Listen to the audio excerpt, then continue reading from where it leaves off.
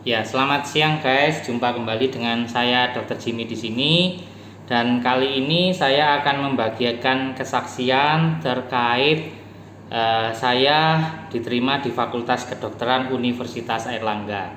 Ya, jadi video ini yang pertama saya buat tepat 20 tahun yang lalu saya masuk Fakultas Kedokteran Universitas Airlangga di Surabaya. Untuk memperingati itu, 20 tahun yang lalu saya buat video kesaksian ini, testimoni benar-benar kisah nyata dari hidup saya. Dan yang kedua, adanya pertanyaan dari follower saya. Selamat siang, Ibu D di kota Surabaya. Nah, Ibu D ini menanyakan ke saya karena putranya sebentar lagi akan memilih jenjang pendidikan SMA. Nah, Ibu D ini bimbang, kira-kira enak mana dok? Apakah masuk SMA negeri atau SMA swasta? Kenapa? Karena anaknya ini, putranya ini rencananya akan kuliah di Fakultas Kedokteran. Kira-kira nanti mana yang lebih gampang diterima? Nah, saya akan menjawab dengan memberikan testimoni kehidupan saya sendiri 20 tahun yang lalu saat saya masuk di Fakultas Kedokteran Universitas Airlangga. Ya ini ya benar dugaan saudara bahwa ini adalah masker BPJS yang kapan hari saya iklankan. Ya, saya lepas saja supaya suaranya lebih jelas seperti ini ya, dan wajah saya bisa terlihat lebih jelas. Jadi begini ceritanya. Pada tahun 1999 saya itu sudah lulus dari SMA. Ya, saya bersekolah di sebuah SMA swasta berbasis pendidikan Katolik di Jember. Ya, kalau boleh saya sebut namanya SMA K Santo Paulus Jember. Ya, saya asli dari desa di Jember, itu ada desa kecil namanya Tanggul, dan kemudian saya sekolah SMA di Jember di SMA Santo Paulus di Jember. Nah, kemudian pada tahun 1999 saya mengikuti ujian masuk perguruan tinggi negeri UMPTN. Waktu itu istilahnya UMPTN, kalau ingin masuk kuliah di perguruan tinggi negeri harus mengikuti tes ini. Dan karena saya mengambil jurusan IPA waktu di SMA, tentu saja saya akan memilih program studi IPA juga waktu kuliah. Ya, jadi waktu UMPTN itu saya diberi dua pilihan. Ya, jurusan kuliahnya nanti boleh memilih dua karena saya ikut ujian UMPTN IPA. Ada satu lagi UMPTN jalur IPS. Nanti pilihannya juga program studinya juga IPS, dan satu lagi IPC. Kalau ingin ujian UMPTN IPC, ilmu pengetahuan campuran, nanti di tes IPA juga di tes IPS, itu diberi 3 opsi pilihan program studi waktu kuliah. Nah, singkat cerita saya ikut tahun 99 UMPTN mengambil 2 pilihan. Pilihan yang pertama saya mengambil pendidikan dokter di Fakultas Kedokteran Universitas Airlangga Surabaya. Dan pilihan yang kedua saya tulis Teknik Elektro Institut Teknologi Surabaya, ya ITS ya. Nah, singkat cerita saya ujian dan saya memilih untuk ikut ujian di Surabaya, ya di kota Surabaya. Padahal saya bertempat tinggal di Jember. Nah, waktu itu karena ada gosip-gosip, isu-isu yang saya dengar, kalau ingin diterima di perguruan tinggi negeri, dekatilah perguruan tinggi negerinya, di mana kota itu ada, di mana PTN itu berada. Jadi saya di Jember, saya ikut ujiannya ke Surabaya, ya. Jadi saya di Surabaya ikut ujian, dan ternyata setelah pengumuman saya diterima di Fakultas Teknik Elektro. Jadi pilihan yang kedua saya diterimanya tahun 99 itu di Fakultas Teknik Elektro ITS Surabaya. Sedangkan untuk pilihan pertama saya gagal, ya saya gagal, jadi saya diterima di Teknik Elektro. Singkat cerita saya masuk kuliah, setelah beberapa waktu saya merasa passion saya itu tidak di elektro. Jadi saya juga ada alasan pribadi yang membuat saya tidak nyaman studi di sana, dan melalui pergumulan saya akhirnya memutuskan untuk keluar. Ya, saya memutuskan untuk keluar dari Teknik Elektro ITS waktu itu, dan kemudian saya memutuskan untuk mencoba kembali ya tahun depan tahun 2000, karena biasanya waktu itu UMPTN itu diberi 2 kali kesempatan. Jadi tahun 2000 saya akan mencoba sekali lagi untuk masuk Fakultas Kedokteran. Ya, jadi selama 9 bulan itu saya kan sudah tidak sekolah, sudah lulus SMA. Supaya saya ingat dengan pelajaran waktu SMA, saya pagi hari itu ikut bimbingan belajar. Ya, waktu itu di Jember saya ikut Primagama. Waktu pagi saya ikut bimbingan belajar. Kemudian kalau sore saya memberikan les kepada anak-anak SMA. Kenapa? Karena supaya ilmu waktu SMA itu tidak hilang begitu saja, tidak lupa begitu saja. Karena saya kan tidak bersekolah sudah. Ya, biasanya kalau sudah tidak bersekolah kita males-malesan dan kemudian ilmunya bisa hilang begitu saja. Nah, kemudian saya ikut bimbingan belajar itu, dan pada akhirnya pada waktu tes bulan-bulan Agustus tahun 2000 ya. Saya ingat tesnya itu kalau tidak salah setelah malam final Piala Dunia ya. Kalau nggak salah itu Piala Dunia yang Italia kalah sama Prancis itu ya. Golnya kalau nggak salah David Trezeguet itu ya. Jadi 1-0 kalau nggak salah, dan Prancis akhirnya membawa pulang Piala Eropa itu ya, bukan Piala Dunia, yang finalnya itu antara Prancis sama Italia, dan Italia kalah waktu itu lewat gol David Trezeguet. Ya, itu hari Minggunya disiarkan, dan Selasanya saya harus mengikuti ujian UMPTN. Dan kali ini saya ikut ujiannya di kota Jember. Padahal universitas yang saya tuju pilihan pertama Fakultas Kedokteran Universitas Airlangga, dan pilihan yang kedua saya tidak ambil teknik elektro lagi, saya memilih Fakultas Kedokteran Universitas Brawijaya di Malang.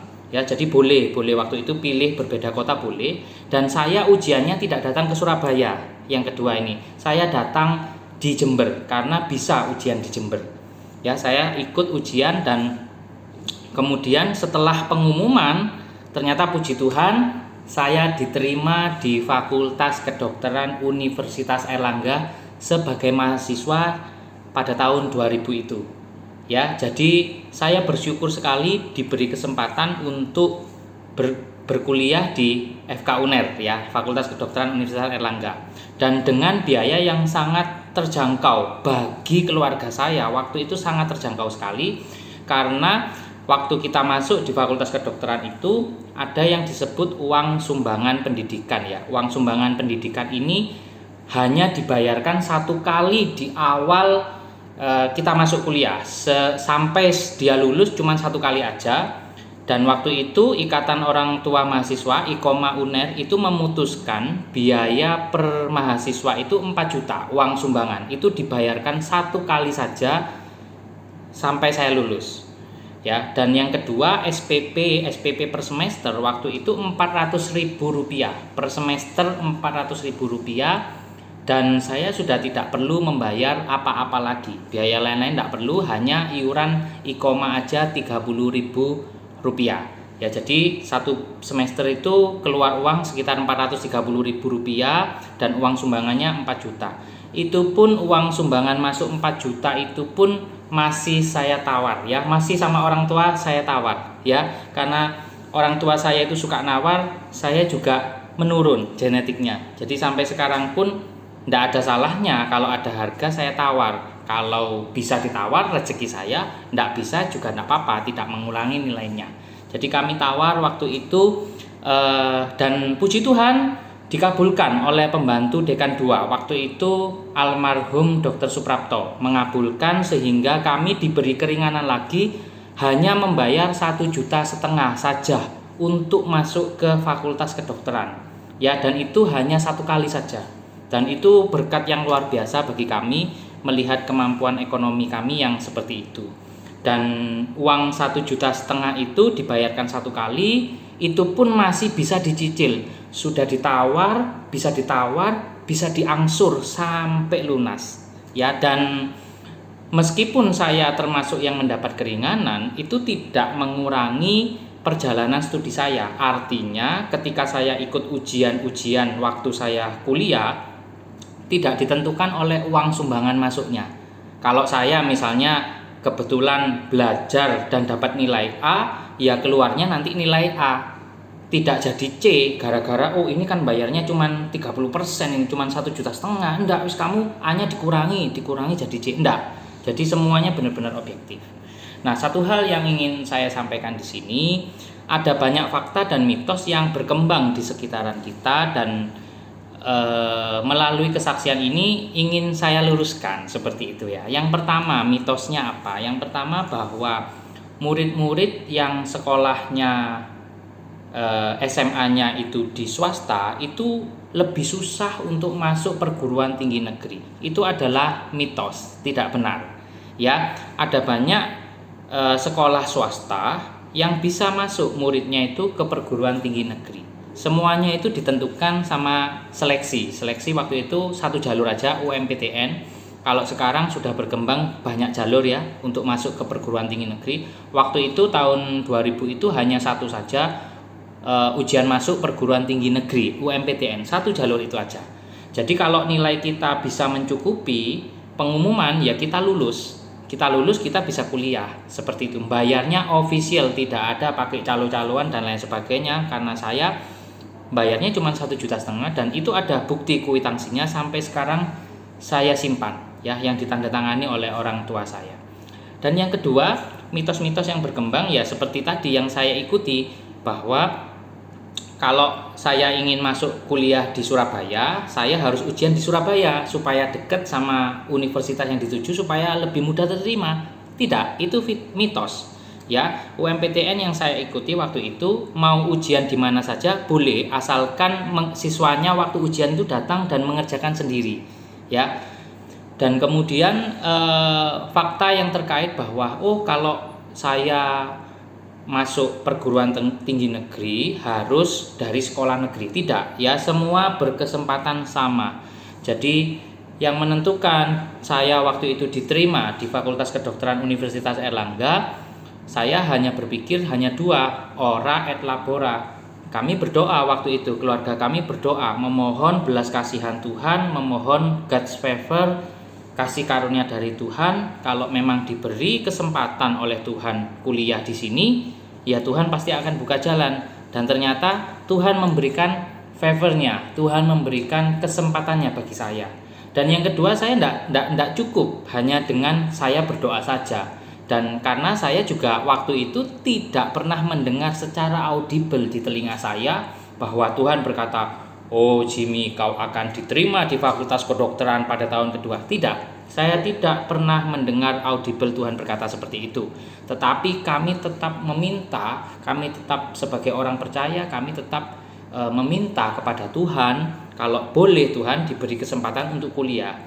Dan yang kedua yang saya lakukan adalah berusaha. Ya, oleh karena itu saya berusaha bagaimana caranya supaya saya bisa masuk kedokteran.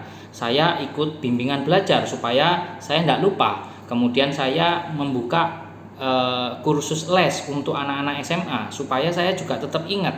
Dan kemudian saya pelajari soal-soal UMPTN. Ya, sekedar informasi bahwa soal UMPTN dengan soal Eptanas ya, waktu itu kalau sekarang mungkin UNAT, UN ya, ujian nasional untuk lulus SMA. Kalau zaman saya dulu itu Eptanas namanya. Eptanas itu menentukan kita lulus enggak SMA-nya. Nah, soal UMPTN dengan soal UN ini, Eptanas itu berbeda. Kalau soal Eptanas itu adalah soal-soal prestasi.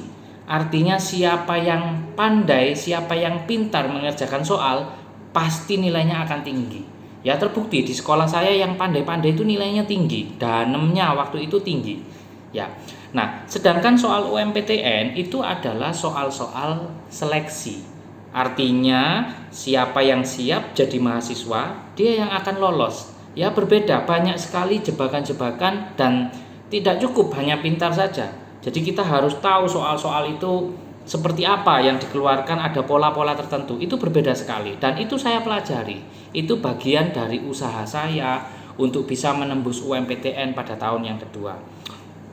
Jadi intinya Ibu D di Surabaya, kalau hari ini Ibu sedang memikirkan langkah ke depan untuk anak Ibu bagaimana, yang pertama yang bisa saya sarankan adalah tanya apakah memang benar anak ibu passionnya itu benar-benar di fakultas kedokteran. Ya, kalau iya doakan benar-benar, kemudian usahakan, tidak cukup hanya berdoa, diusahakan. Ya, ada usaha yang harus kita lakukan. Yang pertama bagaimana? Ya kita harus lulus SMA. Ya, tidak bisa anak SMP mau masuk kedokteran, tidak bisa, harus lulus SMA dulu. Oleh karena itu, kalau pilihan SMA enak mana? Enak yang negeri atau swasta? Sama aja, kansnya sama saja. Ya, kalau dia lulus SMA, belajar dengan baik di SMA, kemudian datang waktu ujian UMPTN itu, ya bisa. Ya, jadi meskipun SMA-nya sudah favorit di Jawa Timur, SMA negeri favorit, tapi waktu ujian UMPTN tidak datang yang bersangkutan, sakitlah dan lain sebagainya, ya percuma, tidak akan diterima. Ya, ini kesaksian saya. Kiranya kesaksian ini benar-benar memberkati kita ya. Jadi mungkin ada, sekarang zaman sudah berubah, fakultas kedokteran sudah banyak tersebar di Jawa Timur ini, baik yang swasta maupun yang negeri. Nah, yang saya berikan kesaksian adalah benar-benar terjadi 20 tahun yang lalu saat saya masuk fakultas kedokteran Universitas Airlangga, dan waktu itu hanya satu jalur saja, UMPTN saja sebagai sarana seleksi, dan puji Tuhan saya diberi kemurahan oleh Tuhan, kemurahan oleh fakultas, saya bisa kuliah di sana dengan dana yang sangat-sangat minim. Ya, nah kemudian untuk masalah beasiswa bagaimana? Untuk masalah beasiswa saya rasa ada banyak ya, zaman sekarang, zaman now ini beasiswa yang bisa kita dapatkan. Apakah itu beasiswa karena prestasi olahraga, kemudian macam-macam. Ya, itu bisa diakses banyak jalurnya. Ya, jangan khawatir kalau beasiswa. Ya, itu saja yang ingin saya sampaikan. Tetap sehat, tetap semangat untuk Ibu D. Ya, jangan pernah putus harapan, karena kita lakukan yang menjadi bagian kita dan Tuhan akan melakukan yang menjadi bagiannya. Tetap sehat, tetap semangat. Saya Dr. Jimmy. Untuk pemirsa sekalian, kalau Anda suka dengan video saya, boleh like dan subscribe video ini. Terima kasih.